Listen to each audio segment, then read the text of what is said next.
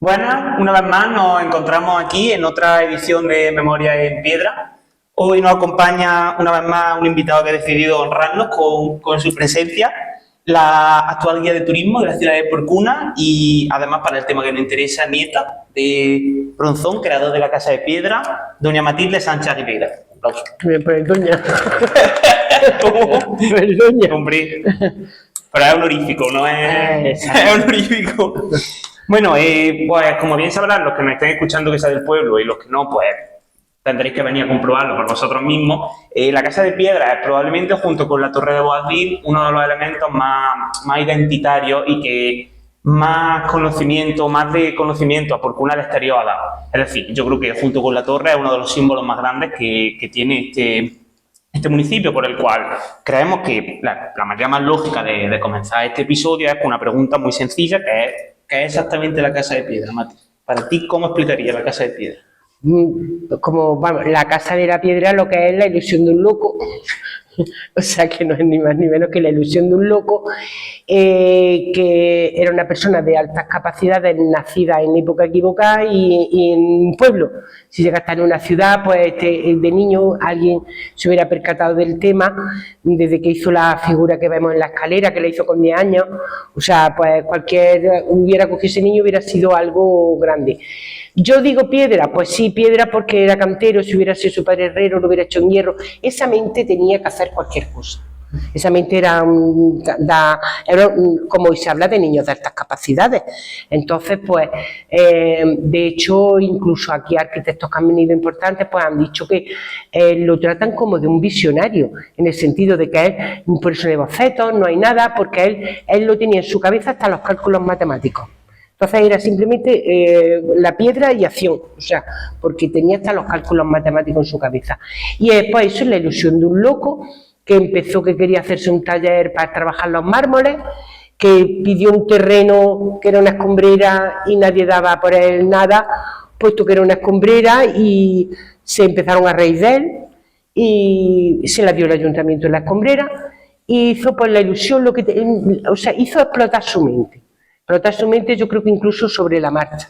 Empezás con hacer su taller y luego pues ya empezás con la idea de casa, con la idea, conforme le iba viniendo a él, yo creo que conforme su mente le iban viniendo las cosas. Yo creo que ni él en ningún momento tenía el plano total de la casa pensado. Y esa es la historia de la casa. Vamos, en sí, como pienso yo, a grandes rasgos de lo que es en sí la Casa de la Piedra, la historia de la ilusión de un loco que trabajaba la cantera, de un cantero, y de hacerse las ideas que él tenía y plasmándolas y fue la casa.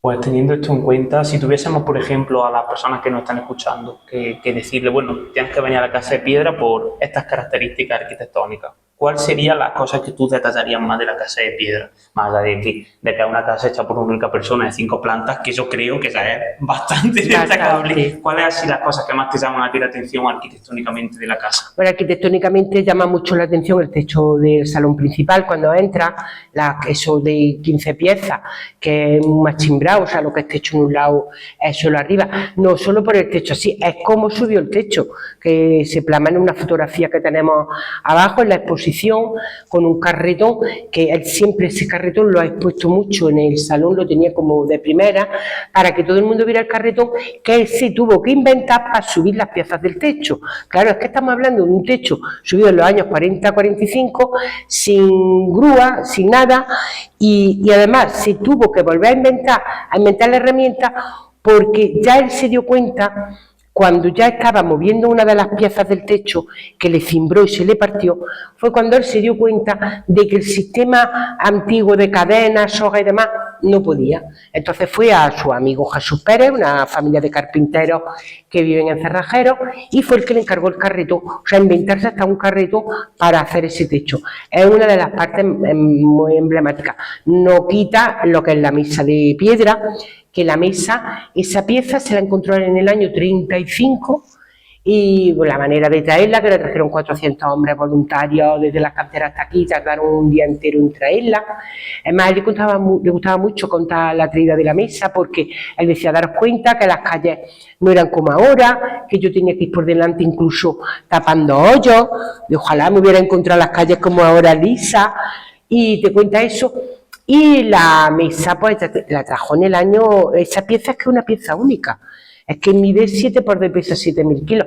Y por eso la casa es en honor a la mesa, es la casa de la piedra. De esa piedra que además él le trajo como que la dejó ahí, no sabía qué iba a hacer con ella. Incluso como estaban arreglando el paseo, llegó a pensar que hasta una mesa grande en el paseo. Eso lo dejó al escrito, porque lo que yo te estoy contando lo dejó al escrito, que está todo, porque lo escribía todo. Está todo y además está en el archivo municipal. Y entonces no sabía, y llegar pues a plasmar lo que es la Santa Cena, y la mesa, pues la verdad es que llama mucho la atención por las dimensiones, luego que no le llegó ni a cimbrar ni la piedra y que se ha mantenido porque los topes se supo ponérselos en el sitio que hay que ponérselos. Y esa mesa, bueno, la mesa, llegar a la mesa, ver los techos y por supuesto ver las 5 plantas del aljibe, llama muchísimo la atención el aljibe. El aljibe es de una de las partes, él le dio luego disgusto porque las paredes son, la piedra era más tosca, más, pero es que claro, él en el aljibe se estaba haciendo una herramienta de trabajo. Él cuando termina de quitar el escombro y cuando termina se da cuenta que aquí no hay agua. Y en los años 30 no había agua, canalización en ningún sitio, ni hay ni un pozo ni una fuente cercana. Él decía, ¿ahora qué? ¿Acarreo agua? ¿Acarreo piedra? Esto me voy a tirar, pues como era tan inteligente, porque es otra persona, pues se hubiera aguantado y hubiera acarreado. Él dijo, pues no, pues me la voy a conseguir yo mismo. Y realmente hizo una cisterna romana con su canalización a raíz de la calle Caficuesta, que pasa un aclarador, que por decantación, que deja ya el lodo abajo y pasa por unos conductos y te hace unos 4 pozos. Pero ahora en vez de hacer unos 4 pozos normales, lo adorna con unos arcos como los del acueducto de Segovia, vale, para que ya darle más... Sí, sí. La casa es mucha paciencia, hay cosas y detalles que dice, bueno, esto sí no lo hubiera hecho tampoco, pero lo hizo. O sea, lo hizo. Y son parte de la casa, pues ese aljibe que ahora aquí le pusieron con la rehabilitación, le han puesto como un motor para que nosotros veamos como eso, pero que realmente es el sistema de una cisterna romana, de un acumulador de agua. Hizo 4 pozos porque él sabía que iba a perder agua, iba a saber que, hombre, porque aquí no se impermeabilizaban los pozos como, claro, para coger toda la que pudiera, todo el agua que pudiera. Y llama muchísimo la atención, pues ya os digo, son otra parte, por eso digo que cada parte que sube o baja en la casa, estamos hablando de aljibe en la planta baja, estamos el techo volado, que es donde estamos nosotros ahora. El techo, no nos vamos a caer. No nos vamos a caer, porque si ya no se cayeron los que aquí se sentaron, ya no. Ya parece que no nos vamos a caer. Aquí sentó muchísimas autoridades y luego escribía y no se cayó el techo, porque lo escribía todo. Invitamos a fulano y cetano y no se cayó el techo. Dejaba siempre constancia de que no se cayó el techo. Hacía como entonces diarios en los que él dejaba constancia. Hay veces que parecen diarios, a veces los ves. También él le gustaba escribir, pero luego también se animó mucho por el libro que escribió. Entonces, pues...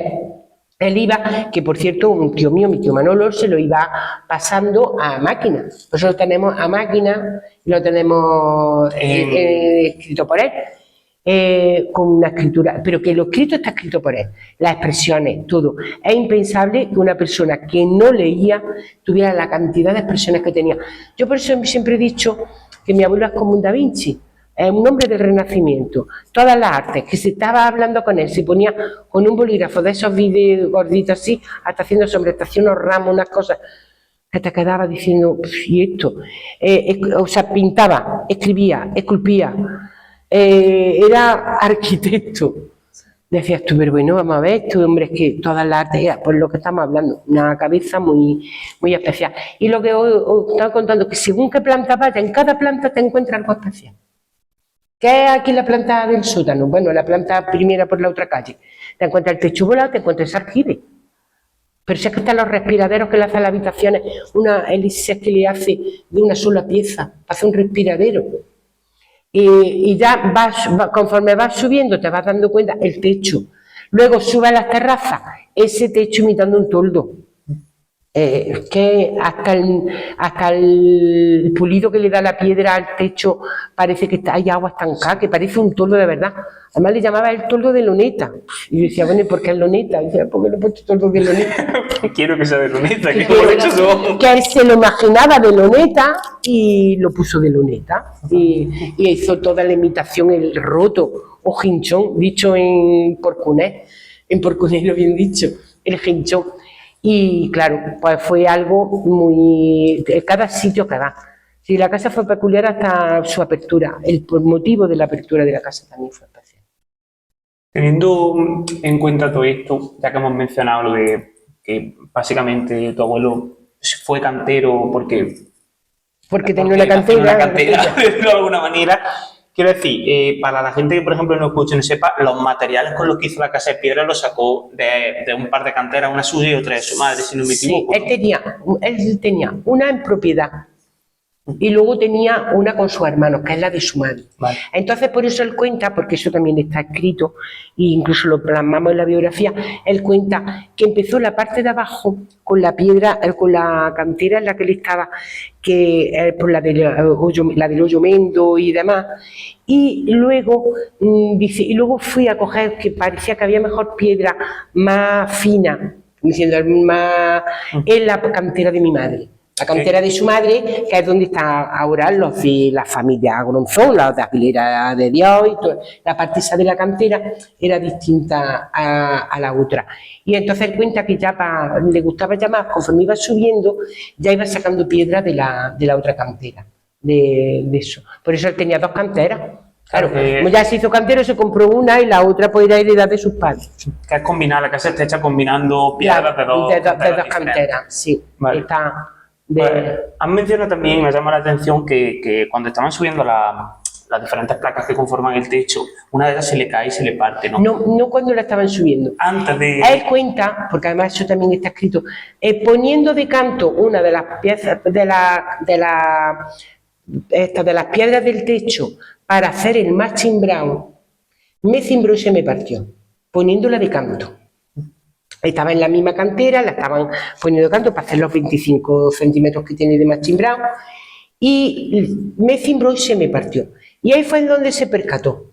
Dijo, esto, ahora yo le cojo cadena, le cojo soga, cuando yo esté en la mitad me cimbra y me quedo sin pieza. Claro. Entonces, el sistema de subida, que los canteros era todo con soga y con cadena. Ese sistema como que veía que no. Entonces le dio disgusto perder la pieza, pues ya ves tú, porque tardó 12 años en conseguirla. De hecho, cuando perdió esa pieza también escribió y puso algo, casi peligró la mesa de piedra, porque como esa mesa nunca supo lo que iba a hacer con esa mesa, estuve hasta a punto de coger parte de la mesa, pero siguió respetándola y la dejó. Siguió respetándola y la dejó en su sitio. Y esperó hasta conseguir otra pieza, porque claro, era muy difícil conseguirlas de esas dimensiones, claro, de esas tan grandes. Y eso fue cuando le cimbró, pero antes. Entonces ya dijo, no, yo así no puedo subir esto. Y se inventó el método. Y se inventó el carretón ese que hay puesto abajo, se lo inventó. Pero claro, entonces en base a eso, yo lo que veo es que una casa de tal tamaño tuvo que tener como varias dificultades que él tuvo que sortear para hacer esta casa. Esta ha sido una de ellas, pero yo creo que tuvo que haber más. Si mal no me equivoco, hubo una vez que casi se le cae parte de la casa abajo, literalmente. La parte del aljibe, ¿Qué dificultades se le hundió varias veces.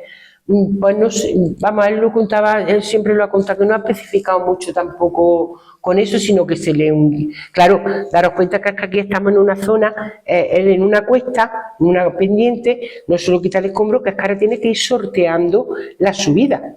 Entonces, había a veces partes, porque a lo mejor se le movieron, pero sobre todo fue por la zona del aljibe, de la parte del aljibe. Como quien dice que lo perdió alguna que otra vez en los pozos. Claro. Llama mucho la atención que a pesar de la envergadura de de la obra y de lo que todo esto supuso, fue relativamente bastante segura porque no hubo... No, eso sí, si luego hicieron una fiesta porque no hubo, como era, daños no hubo sangre, una cosa así. Derramamiento de sangre. No hubo sangre. Y yo me quedaba un poco así, bueno, ¿y esto de sangre? Y claro que no había pasado nada, que no había habido ningún accidente. Hombre, que eso en una casa de tal envergadura. De hecho, mi madre contaba mucho que, me acuerdo que además se lo contó al biógrafo también, contaba, dice, nosotros cuando mi padre subía las piezas del techo, nos encerrábamos ese día y decía mi madre y mi abuela, hoy no se sale, hoy no salimos a la calle, que hoy están subiendo peñones muy grandes. Como diciendo, estamos aquí juntos y si pasa algo no tenemos que buscar a nadie, o como diciendo, vamos, la verdad porque, hombre, que sí, que luego encontraron gente, pero ellos estuvieron un poco solitarios en ese aspecto porque era la locura Claro. y bueno, y ya a la altura de los techos ya la gente creía en él, pero cuando no creía en él, pues imaginaros. Por eso siempre dijo que tenemos buena suerte de tener, y por eso está su busto puesto arriba, una gran mujer a su lado, y para colmo, su suegra, que era Rosica la zapatera, su suegra lo apoyaba, esa mujer por lo visto dicen que era Dalma Tomás también, su suegra Rosica le apoyaba muchísimo, y siempre mi madre contaba que decía, Antonio, tú no te preocupes, que a las niñas no les va a faltar de nada, que aquí estaremos, entre mi hija y yo vas a ver tú cómo... Por eso tiene su mérito, está un proyecto familiar, que hay que entenderlo como un proyecto familiar. Esto no es que sí que el loco estaba ahí, pero si el loco ahora llega a su casa y le dice, mira que tengo 7 hijos, mira que esto, mira que aquello. Al contrario, allí era apoyar, mi madre por lo visto creo que era la que hacía las calcetas para los calcetines, para arreglarlo, pues se le rompía mucho. La otra hacía el no sé qué, la otra hacía el no sé cuándo. Entendieron toda su vida que esto era un proyecto de su padre y lo apoyaron. Y luego cuando la casa se puso al público lo apoyaron también. Cuando pasó lo de mi tío también todo lo apoyaron. Y ha sido un proyecto familiar. Ha sido un proyecto familiar de siempre. ¿Y hubo algún momento mientras construía la casa en la que dijo hasta aquí? No, él no, vamos, que yo sepa, él nunca tuvo. Sé que el escrito uno de los fracasos, lo de el techo, la piedra esa, sí le dolió a él mucho el haber perdido esa pieza. Pero por lo demás, él nunca, porque él estaba muy, bueno, aparte trabajaba de sol a sol, dice que aprovechaba ya, como ya estaba el paseo hecho, el alumbrado público. ¿Sabes tú lo que podía aprovechar del alumbrado público en aquella época? Pero bueno, lo pone que aprovechaba el alumbrado público. Pero no, él siempre tuvo tesón y siempre siguió, porque ya te digo, como tuvo también mucho apoyo de su familia, y entonces él tuvo siempre, luego sus hijos ya estaban más grandecillos.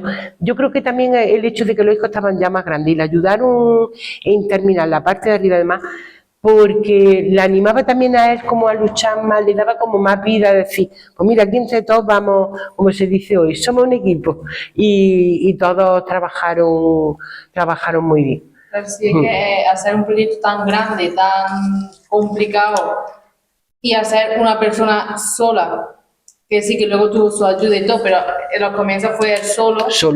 Pues, y comienza muy malo. Y no fue, porque él sabía que en algún momento iba a terminar la casa, pero no es como ahora que te dicen, bueno, en 3 meses te la termino. Claro. Es que eso era, la voy a terminar no sé cuándo y poquito a poco. Date cuenta que él sigue su vida normal y corriente. Tienen una casa en la calle Sebastián de Porcuna en condiciones. No se veían necesitados de vivienda, que eso también influye mucho. A ellos de vivienda no se veían necesitados. Y de hecho, tú fíjate que él está haciendo la casa y cuando él termina ya tiene hasta los hijos casados. Date cuenta que se plantean muchas cosas en la casa. Claro, sí. Bueno, y como lo escribía todo, ahí sabemos lo que compró da Juan, lo que pagó en banquete, es que lo escribía todo. Te encontrabas libros de todo lo que... De cualquier cosa. Y claro, y por eso a lo que dices de si desfalleces, pues no, fíjate, seguía. Es que date cuenta que sigue una normalidad de una familia. Y él haciendo esto. Sí. Él vendiendo piedra y él, que por eso puso el kiosco para sacar un poco más de dinero y trabajando en sus mármoles, sus enterramientos y todo, que por eso insistía mucho en querer hacer un taller para poder exponerlos, para poder venderlos mejor. Claro, sí. Y él seguía, fíjate, seguía su vida normal, porque imagínate como en una familia normal, que ahora tienes 7 hijos, que empiezas que casar al primero, que casar al otro, que te pones, que va. Seguían su rutina. De hecho, el del último hijo de mi tío César, pues la boda se celebró aquí, en este salón precisamente. Ya del último ya se aprovechaba la casa. Pues sí. ya tenía salones y ya aprovechaba en la casa. Luego lo hemos aprovechado toda la familia, pero bueno, quiero decir en aquel entonces, Sí. y a lo mejor había parques de arriba que estaban sin terminar, ¿no? Pues se casaban, pues venga, y aquí hicieron pues eso, la iban disfrutando, seguían su vida normal, y de derrotarse, no tengo yo entendido que él nunca se hubiera echado abajo. Y menos cuando de que ya llegó la arriba, ya dijo, esto, ahora, que fue ya cuando empezaron, ya lo consideraban un poquito, pero yo siempre me vuelvo a la soledad que él pudo tener ese día que se vio con su burra y su carro, por eso quería tanto a su burra. Quería tantísimo a ese burro, muchísimo. ¿Y por qué? Porque yo pienso que ese hombre en los primeros meses se vería hablando nada más que con su burra, Claro, es que tú- echando carro, para acá, para allá, y la gente diciéndote de todo, y es que, bueno, también muchas veces él decía, hombre, comprendo también que la gente no me entendiera. Pero claro, son situaciones muy complicadas. Precisamente te íbamos a preguntar por eso, te íbamos a preguntar que si ¿cómo cambió un poco la opinión local según la casa se iba haciendo? Porque de primera, como él mismo define, esto es un ramazo de locura bien apretado. Entonces, de primera no creo que el pueblo recibiese muy favorablemente la idea. No, incluso tuvo muchísimos detractores. Bueno, de todas maneras, mi abuelo de toda la vida ha sido, entre medias nunca ha tenido a nadie, o detractores o amantes. O sea, ese hombre nunca ha tenido el término medio, nunca ha existido. Los genios son así, dicen, ¿no? Siempre tenía o amantes o detractores. Y hoy en día veo yo que sigue la cosa casi igual. Tiene o amantes o detractores. Hay quien está nada más que a ver, pero bueno. Y que eso, claro, la gente, y ya no solo él contaba algo y algo dejó escrito, pero sí los hijos han contado de que lo llamaban, que él dijo lo de loco, pero de hasta sinvergüenza y que iba a arruinar su familia y que no estaba mirando de todo, dijeron de todo. Entonces, cuando él ya llegó aquí, yo recuerdo perfectamente cuando aquí en la casa se puso música y pusimos música clásica, decía yo, aquí el salón de abajo se merece la de Sabina.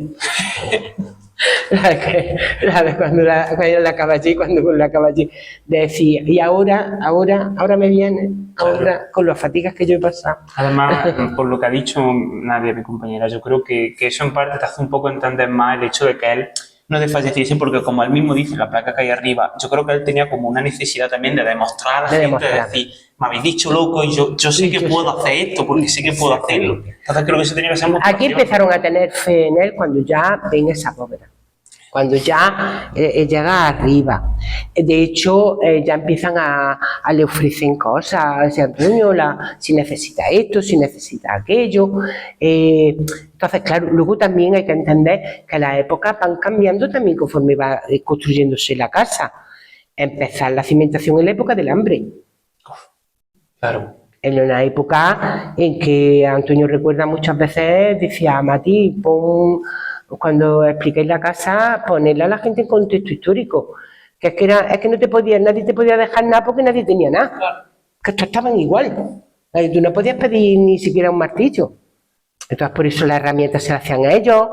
Y más, yo también me gusta valorar cuando digo las herramientas, cómo se hacían, las que están expuestas abajo. Digo que no era, vamos a hablar de los canteros y vamos a hablar de todo el mundo. Los agricultores se hacían sus azadas, porque sus azadones y su historia, porque los pobres, es que no había nada. Que estamos hablando de una época muy, muy dura, la época del hambre. Entonces, la casa también va dando con la época.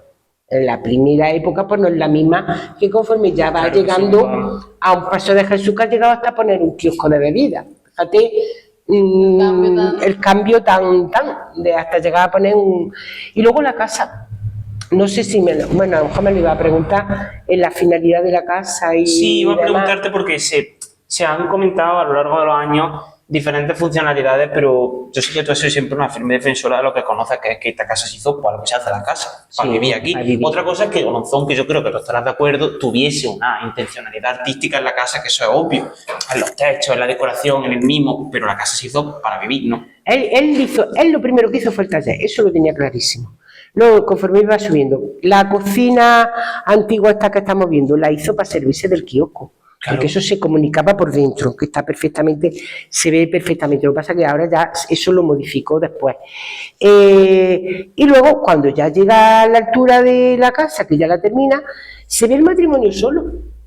Se han casado los hijos, él tiene su taller abajo, pues qué mejor que vivir aquí. Entonces la casa, no sé si con esto me voy a extender mucho o me quiero, pues mira, no estaría mal de explicarlo. La casa surge un problema a la hora de ellos para vivir allí. La gente dice, es que esta casa no está hecha para vivir. Pues sí, lo único que pasaba, si tú te fijas cuando tú entras al salón, ese salón está preparado para dividirlo. Perfectamente, tú te fijas en los mismos techos, la misma distribución, entrada patio, que va a ser hall, que por aquí, al final la cocina, y había tabiques. Pero ¿qué ocurre? Que ahora resulta que le queda el techo, que es lo más preciado de la casa. Si tú pones un tabique, tú el techo no lo ves. Claro. Tú pones un tabique y el techo no se ve. ¿Qué ocurre? Pues que barajaron la posibilidad, pues mira, pues lo cuento muchas veces, y quien quiera. En mi casa soy una familia de sastres y en mi casa, como la sastrería, yo no sé por qué en todas las sastrerías que yo conocí, hay biombos. Mi padre utilizaba el sistema de separar, no mi padre, antiguamente se utilizaba mucho sistema de separadores con biombo. En mi casa había siempre un biombo, pensaron, pues mira, ponemos un biombo, separamos lo que es la estancia de lo que es la entrada. Si funciona bien y si no, pues algún día se piensa y no se iba a poner tabique. La cocina le hubieran roto un tabique y hubieran comunicado con la habitación la otra. Pero, ¿qué pasó? Que ellos estuvieron perfectamente allí con ese biombo, el dormitorio que lo tenían que es donde está ahora el ascensor, tenían allí el dormitorio. Se le hizo un baño actual, un baño con su ducha, un baño bien hecho también allí. Pues ya con eso y con la cocina para el matrimonio, ya que no necesitaban más. Tenían de sobra. Tenían de sobra, la cocina también era muy hogareña, con su mesa camilla, y ahí la casa con el biombo y demás, pues hemos estado, pues hasta cuando yo estaba llevando la casa, que la está llevando a lo mejor a unos 10 años, que seguía sirviendo el biombo. Pero ¿qué ocurre? Claro, la gente ahora llega, tú das la casa, la gente ve ese salón, ¿cómo que esta casa se ha hecho para vivir? Claro, pero es que ahora mismo le has quitado todos los elementos que tenía. Si yo mañana te la quisiera montar como la tenía, con la tele al fondo, el otro en el otro lado, su buena mesa con sus buenos braseros, el otro sofá, la alacena con sus sábanas, que eso daba gusto verlas dobladitas, preciosas. Pero es que ahora mismo la casa se ha monumentalizado, claro. Pero no porque ahora se haya monumentalizado digan que la casa no la hizo para vivirla. Yo cuando a veces lo he oído he dicho, bueno, pues no sé para qué sería, porque, vamos, ya sí que entonces lo voy a considerar un loco, porque hacer para nada, pues... Vivirla y vivir igualmente. Es curioso, es una idea muy curiosa. Y luego fuimos viviéndola más todavía, porque cuando veníamos a cuidarlo, la parte de taller de abajo, claro. Las habitaciones de abajo, que ahora están en disposición, fueron dormitorios de los nietos. Porque nosotros que vivíamos por cuna, pues la verdad, venirnos aquí era como llamar Marbella. Vivir en este Paso de Jesús. Los hijos cuando ya venían a cuidarlo de ellos. Cuando ellos estaban mayores, que ellos han sabido, porque han sido un matrimonio para eso, el abuelo hacía su compra, porque ella se podía mover muy poco. Luego tenía problemas en las piernas, el abuelo todas las mañanas iba a su plaza, que entre el matrimonio se averiguaban sus comidas, o sea, que era un hombre muy de hogar, de ellos organizarse. Hombre, los hijos le ayudábamos, pues, y posteriormente cuando ya estaban muy mayores. Pero que ellos aquí venía para ver si faltaba algo, o lo que sea. Cada hija tenía más o menos, le hacía unas cosillas, porque mi madre era la que lavaba y planchaba, pero que luego en general ellos se organizaban aquí muy bien, en su casa, en su vivienda. Y entonces yo no entiendo por qué digan que esta casa no se hizo para vivirla, ¿Que es un poco exagerado? Pues sí, pues como otros sitios que vamos muy exagerados y son para vivirlo. Bueno, pero que hoy en día hacen los... Es que viven en un espacio, lo hacen todo, vaya. Me lo Que no es nada nuevo. me lo ha recordado mucha gente cuando ha venido a ver la casa. Dice, oye, pero si es que luego la casa es que está actual. Porque era Un lobo de esa época. un loft de esa época. O sea, Otra cosa en la que te fue un venden- visionario. Sí, cuando yo explico... Te venden una nave y te ponen un biombo y te dicen que es una habitación. Exactamente, pero es que yo cuando explico, mira, y tenía ahí a la altura del busto de él, había un biombo y detrás, y hace mucha gente me mira y dice, un lado. Digo, pues sí que es Sí. verdad, lo que hoy en día se hace, y no poner tabiques fue por el techo, pero tú te fijas y tiene toda la estructura para tú llegar y tabicar. Sí. Pero no se pusieron porque hubiera sido, bueno, es una lástima que ese artesonado de techo no se hubiera visto. Totalmente. Además que es lo que tú has dicho, que es lo que hemos comentado antes, Nelly y yo, la importancia primordial que tiene el diferenciar entre esto como un hogar y esto como un elemento patrimonial musealizado y monumentalizado, que son dos cosas completamente diferentes. Ya no tiene ni punto de comparación. Claro. Y la parte, y tiene su estructura, además, incluso en la biografía él lo dejaba escrito. Tengo el taller de garaje, que después venía taller de garaje, no sé qué, no sé cuál. Y te va explicando las distintas partes de la casa. Te las va explicando. Bueno, pues un poco ya creo que conocemos más lo que es la casa como elemento arquitectónico y también un poco como hogar. Así que creo que ahora vamos a girar un poco en torno a la figura de Oronzón también como persona. A ver, cuando nosotros te decimos a ti Oronzón, Mati, ¿qué se te viene a ti a la cabeza? ¿A tu abuelo? ¿Un artista o un referente para el pueblo? Es que me está hablando de mi abuelo. Claro. A ver, yo mi abuelo ahora lo veo también con otra perspectiva, pero claro, yo mi abuelo es que era mi abuelo, porque es que para colmo, a él no le gustaba la palabra abuelo, le tenía que decir abuelito, o sea que imagínate, un hombre tan Tan rudo que... tan rudo. Y abuelito, bueno, porque él decía que la palabra abuelo él lo relacionaba con viejo. Y entonces él decía, yo no soy un abuelo, a mí me decía abuelito, y tú sacabas, bueno, abuelito. Era un hombre, pues la verdad, un hombre, vamos a ver, era un hombre, cuando a mí me preguntan por su carácter, de carácter fuerte, flojo no hace nada, un flojo no hace esto. No, verídico. Un flojo no hace esto. Persona con ideas, bueno, fija y no fija, era una persona que era difícil de conversar, que él cuando creía en algo, firmemente en algo, hasta te explicaba por qué era, y tú pues le tenías que explicarle mucho para cambiarle de opinión, que le tenía en cuanto a ideas y demás, y yo luego lo que sí lo veía era una persona que eso sí, luego, yo incluso en la edad cuando yo lo conocí, porque yo cuando él fallece tenía 19 años, hay que tener en cuenta la edad que yo tenía cuando lo veía, que no es lo mismo ahora. Yo siempre muy inteligente y muy familiar, muy familiar.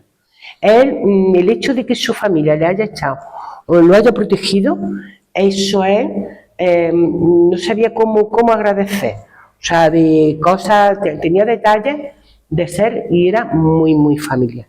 Muy familiar y yo luego eso, un hombre que yo lo veía, a mí me llamaba mucho la atención lo de las labores de la casa, que era un hombre que no, es que estamos hablando de una época en que eso no se veía. Entonces se veía siempre el abuelo que estaba en la casa, los señores estaban atendiendo, los enseñados. Y aquí pues precisamente él era el que te preparaba ojalá merendilla y que eran las bellotas con miel, porque como en la cantera hacían miel, eso de prepararte las tostadas con miel o tal. Era un hombre, no, ahora eso sí, de ideas claras, clarísimas. Y si él decía y tenía la idea clara, pasara lo que pasara, eso iba para adelante. Eso iba para adelante, como fue hasta para la entrega de la medalla, como ha sido pues, para tantas cosas. Porque aunque siempre relatan que el tema del aguantar y demás, eso ya fue fue más bien un pique entre, bueno, porque le amargaban la existencia, entonces eso ya no es por idea ni nada, sino le estaban amargando la existencia, le estaban cobrando una vía pública casi a diario, porque se enfadaron, porque querían aquí la casa, ellos pretendían después de guerra civil poner aquí un emparrilla y unir todas esas calles con esto, que le hubiera perjudicado muchísimo a nuestro Paseo de Jesús, porque entonces ya tuviera encontrado vivienda en el Paseo de Jesús, cosa que la casa lo impidió. La casa impidió que ahí se pusiera ese emparrillado, porque había hasta carriles para echar escombros y le quisieron echar escombros en lo que ya tenía construido. En fin, que ahí hubo un pique y él lo solucionó de aquella manera, pues ya está. Luego nunca quiso él decía, mira, mejor no lo contamos. Mejor no lo contamos, pero lo dejó escrito. Una forma de diálogo como cualquier otro. No, si al hombre lo tenían ya. Es que el hombre, Pues, pero no quiere. por algún lado Lo que tiene que pasa es salir. que Se soluciona. su manera tajante de, por ejemplo, cuando pensaba, yo lo veo, por ejemplo, en otros temas, que será, por ejemplo, lo de la medalla, el tener que venir aquí a darle la medalla, el casi rechazarla por si no venía. Ahí es donde a la vez que dice, uff, esto es un hombre de idea fija, y esto es un hombre cuando tiene claro, lo tiene claro, ¿sabes?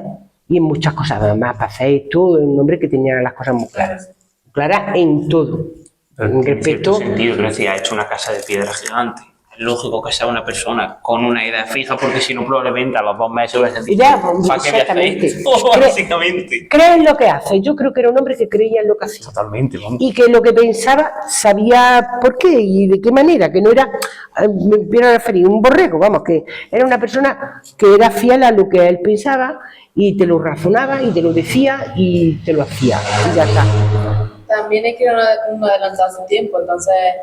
Claro, sí, él muchas veces le decía, vete más al casino o vete más a esto, si es que él no lo encontraba, y fíjate qué tontería, está sentado, que aquí hay mucho parque aéreo, bueno, hay muchos aviones, donde estábamos sentados en el jardín, me acuerdo que le llamaba eso mucho la atención, y si no, y lo tuvieron que hacer en Madrid-Málaga para poder montarse en un avión.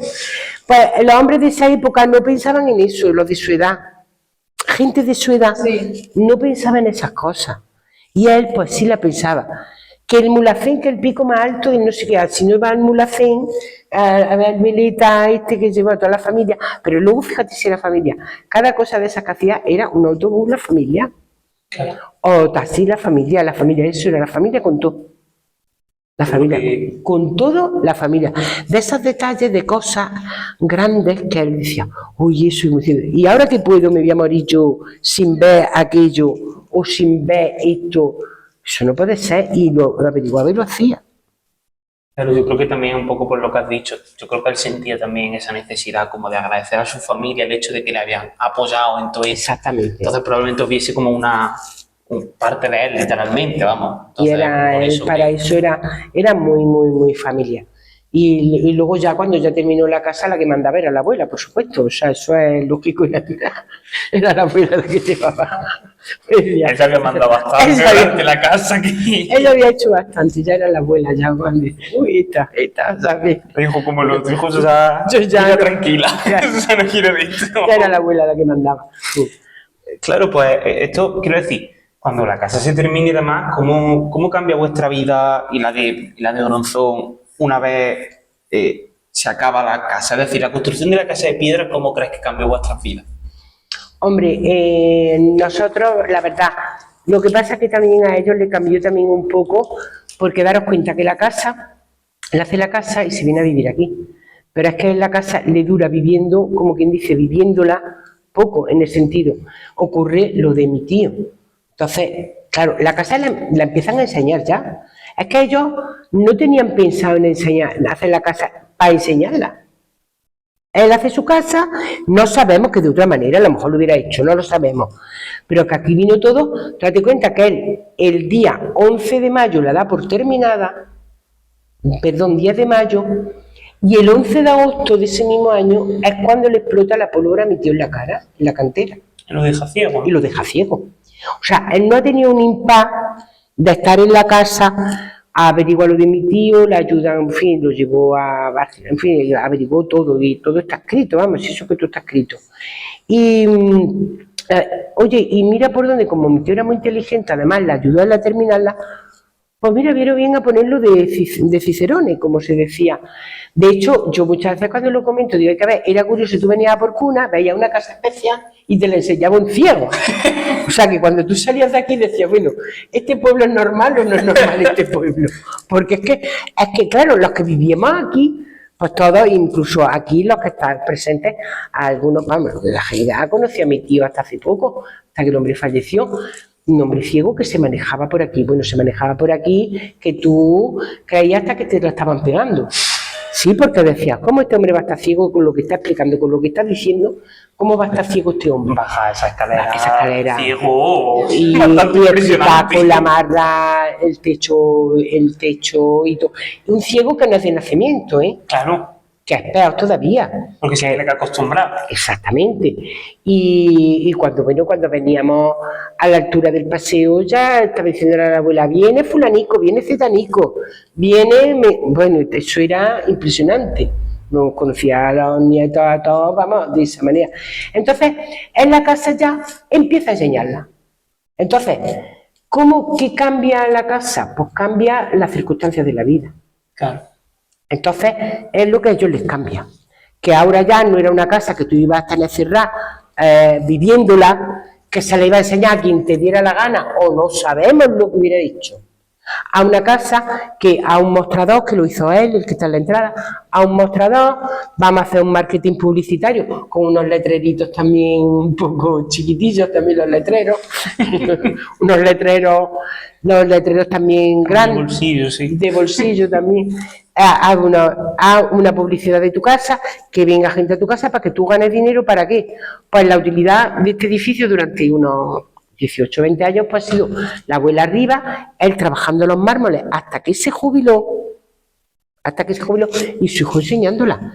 Y ellos sacaban un dinero pues, para que su hijo también tuviera un sueldo. Claro. Entonces, ¿quiere decir que en qué cambió? Pues la casa yo creo que fueron más las circunstancias que otra cosa. Claro. Y la casa también, pues, hombre, pues le vino bien también para solucionar aquello. Porque quieras que no, mi tío esto le dio vida. Entonces, le solucionó. Claro. Es una manera, no solo ya el dinero, sino también darle a una persona Claro. que se ha dedicado siempre a una cosa y que ahora no puede Y que era hacer una cantero, motivación tuvo su utilidad, claro. Las cosas, pues, por eso te digo que no cambió. Yo, de todas maneras, a mí la casa era un poco, porque como yo nací en el 60, la edad por terminar, yo nací en el 61, vamos, que yo la casa de toda la vida.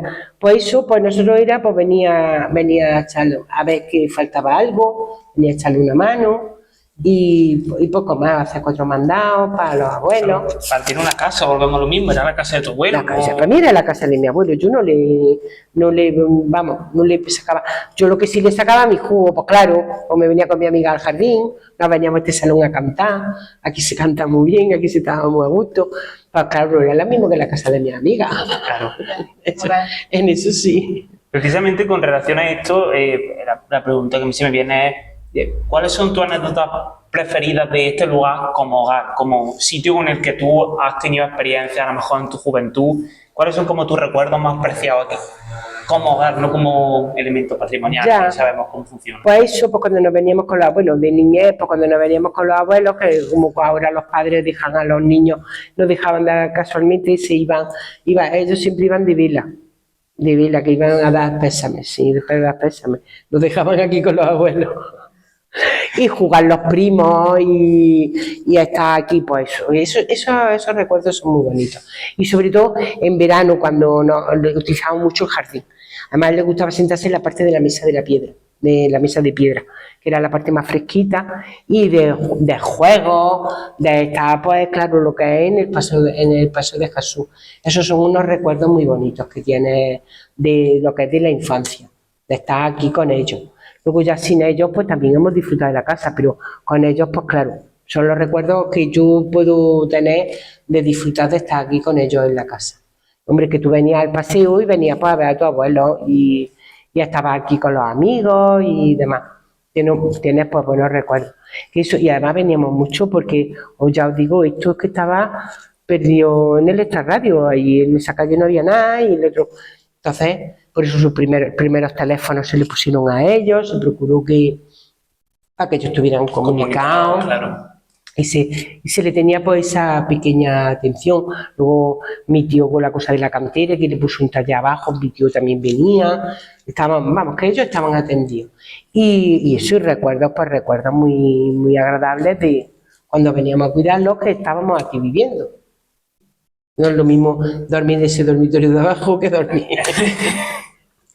Claro, pero quiero decir, en base a lo que has dicho, este lugar por lo pronto esto ya prescrito y seguro, tenía que ser muy bueno para hacer fiestas, porque quiero decir, no había nadie alrededor a quien molestar realmente, ¿no? Sí, de mucho cantar. Nosotros que éramos muy cantarines.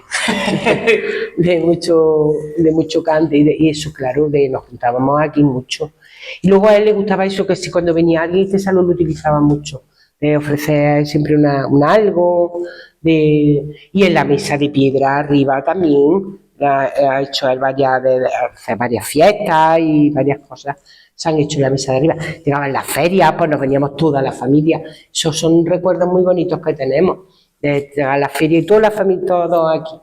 Nos veníamos todos aquí, claro. Y entonces pues no es lo mismo, lo pasábamos muy bien. Entonces imagino que la casa, por lo que estamos diciendo, ha tenido como muchas vidas. A lo largo de esto ha tenido como muchísimo uso. Mucho uso. Luego ya, cuando ya fallecieron, pues quisimos mantenerla, pero fue imposible porque es que el mantenimiento de esta casa es muy complicado. Y ya, pues gracias a Dios, está donde tiene que estar, como monumento y para el pueblo de Porcuna. Y eso cataloga como monumento para que de por vida la casa de Gronzón pues esté ahí. Creo que hay algo bonito simbólicamente en el hecho de que él hizo esto también para demostrar al pueblo que podía, y al final el propio pueblo se ha tenido que reconocer, haciéndolo patrimonio propio, el hecho de que tenía razón, de que podía. De hecho, cuando hay un vídeo de él, que bueno, más de una vez lo hemos publicado, es cuando él habla de que la casa, dice, mi medalla está ahí, está en el patio, diciendo, mi medalla está ahí. Él siempre su orgullo, que también yo para mí que lo hacía como un poco rintintín para los detractores, su orgullo es que Porcuna se conoce por la Casa de la Piedra, eso lo decía de veces. Bueno, que Porcuna se conoce por la Casa de la Piedra. Eso es lo único que, como diciendo, ya está, que digáis lo que digáis, que os pongáis como os pongáis, porque claro, luego venían las políticas, no sé cuánto, estuvo por todos lados, como yo digo, esto llega a vivir en esta época y la cárcel hubiera pesado, pues, bueno, no, porque no lo meten mucho, pero que con todo se hubiera peleado. Pero que yo me llamo mucho la atención porque tú me has contado alguna vez que la gente de Porcuna, sobre todo la gente que somos de este pueblo, no tenemos una concepción real de la proyección tan grande que tuvo la Casa de Piedra, no solo a nivel nacional, porque tú me has llegado a contar que se han hecho exposiciones en otros continentes, literalmente, sobre la Casa de Piedra. Es decir, que tenemos aquí un tesoro que yo creo que es algo que me llama mucho la atención. Si la Casa de Piedra estuviese en Madrid, recibiría al día... chorrocientos visitantes, no números reales. Aquí le propusieron llevarla a Málaga. Y cuenta eso. Y ya ves tú con el otro que se juntó para asesorarlo, el cordobés, si uno estaba loco, otro estaba más. Y el cordobés, tenemos las cartas del cordobés y todo eso. Pero claro, eso era que se podía desmontar, que sabía que se podía hacer.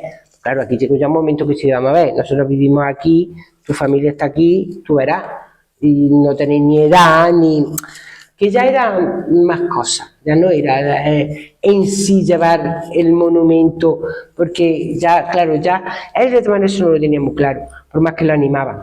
Claro, ya llegaba a pensar, bueno, ¿y qué necesidad? Yo lo que quiero es estar con mi familia, estar con mi gente y ya está. Ya no, entonces, pero que hubo de eso, además lo que dejó escrito eso. Entonces, y la carta del cordobés. Le ofrecieron desmontar la Casa de Piedra para llevarla a Málaga. Que si se podía hacer, pues claro que se podía hacer, como él decía, claro que se puede hacer. Sí. Lo único que pasa es eso, que cuando ya empezaban con tonterías de esas, ya la misma familia decía, para que tú, hombre, que tú te vas ahí si quieres, como y te llevas el monumento si quieres, pero que aquí los demás ya tenemos una vida y ya tenemos, pero vamos, que ya te digo, hubo historias de esas. Y la gente, la proyección, la gente, hombre, yo es verdad, yo a posteriori he sentido mucho el cariño de porque claro, tú venías a Porcuna y cuando traías forasteros, pues a veces me los llevabas para la Casa de la Piedra. Y la comarca muchísimo, y siguen haciéndolo. Que vienen forasteros, a lo mejor que te digo, a pasar unos días en Valenzuela, y lo primero es venirse aquí. Y que tiene, vamos, que aquí la gente luego pues la llegó a considerar eso, porque ya, cuando ya se empezaban a ver monumentos y demás, estamos hablando que hubo una época que no, pero cuando veía que la gente venía, y pues, entonces ya se tomó en consideración la casa, hombre, y él se sintió arropado. En general, él se sintió arropado, ya por la gente después. Pero claro.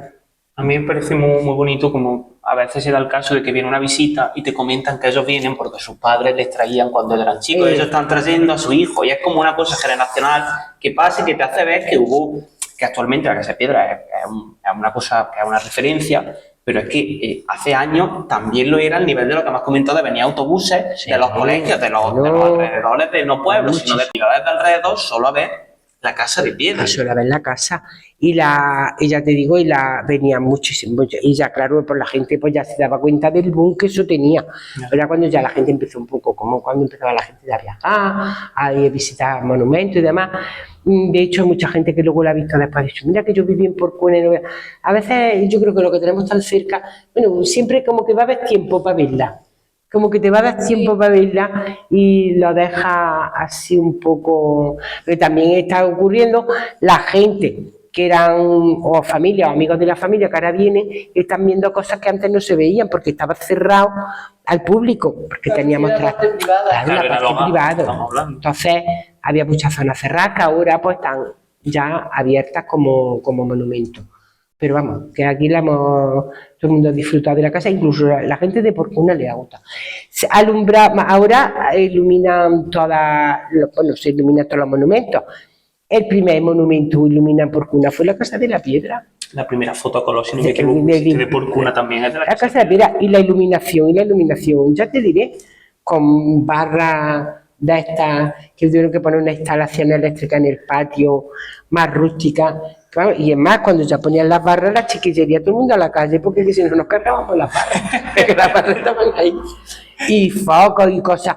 Oye, y le dio a él por decir, voy a iluminar mi casa y demás. Y, o sea, que la verdad es que tenía a veces una idea un poco extraña. Cuando no se estaba iluminando en Porcuna nada, ni en Porcuna ni en muchos sitios. Tenía que ser muy vistoso, que tú veas una oscuridad inmensa y en la nada veas una casa de piedra enorme.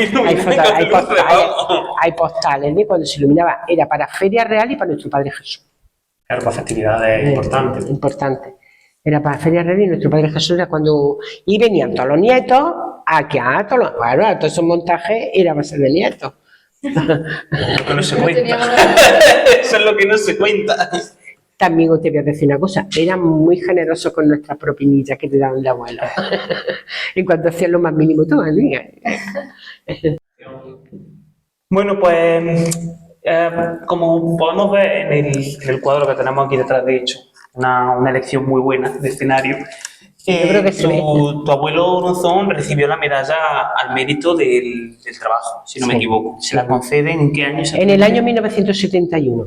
conceden la medalla. ¿Cómo puedes contarnos la anécdota de cómo se recibe esa noticia, cómo se desarrolla y sobre todo el poder de convicción que él tuvo para que al final se acabase dando la medalla aquí? Bueno, yo creo que más o menos comentaba antes que fue una historia con el gobernador civil, sí, que vino a ver Porcuna, que mandaron documentación a Madrid y, en fin, y le conceden la medalla de oro al mérito de trabajo. Extraño, cuando era gente más importante, más relevante, más de ciudad, más...